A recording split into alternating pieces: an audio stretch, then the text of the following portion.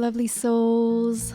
Welcome back to the Zesty and Spicy Kitchen. Today, I will convince you to make your own paneer cheese at home because not only it is much more economical, but it also provides you with an extra ingredient that you'll absolutely want to have on hand for your next baking projects.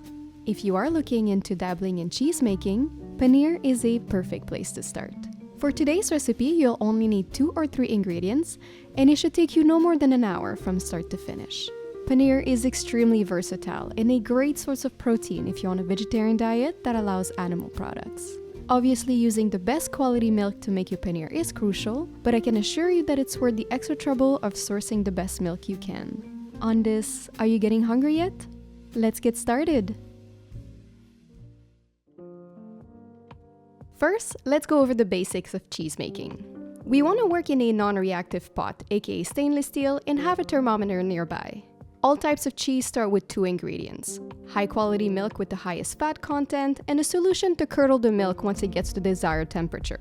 In the case of paneer, this fresh cheese only requires milk and lemon juice or vinegar to form the curds. This type of non-melting cheese creates a byproduct we call acid whey, which is a godsend in baking project because an acidic batter or dough makes everything softer.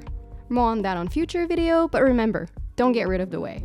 I like to use freshly squeezed lemon juice for this because some types of vinegar can alter the taste of our final product, but use whatever you have on hand and everything will be okay. Once we have measured all quantities, add the milk to the pot and slowly on medium-high heat, bring it to 85 Celsius or 185 Fahrenheit. At this point, if you want to add a bit of salt to enhance the taste, feel free to do so, but I like mine without it because I'll be cooking it with seasoning. Stir occasionally and check the heat often with your thermometer until you reach the gold temperature. Only then will you add the lemon juice, lower the heat, and stir for about a minute or until you start seeing the curds forming. At this point, cover the pot with the lid, close the heat, and walk away from your milk so it rests for at least 30 minutes to 1 hour. Once that's done, it's time to strain. There's many ways to do this. You can use a cheesecloth or any alternative to filter the curd from the whey.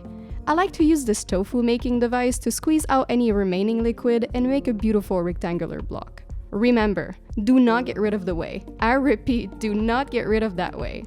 And voila, bon appétit! After a few hours in the fridge, your paneer will become firmer and ready to slice, cube, or crumble and add to your favorite dishes. I hope you liked today's recipe and will attempt your first block of paneer after watching this.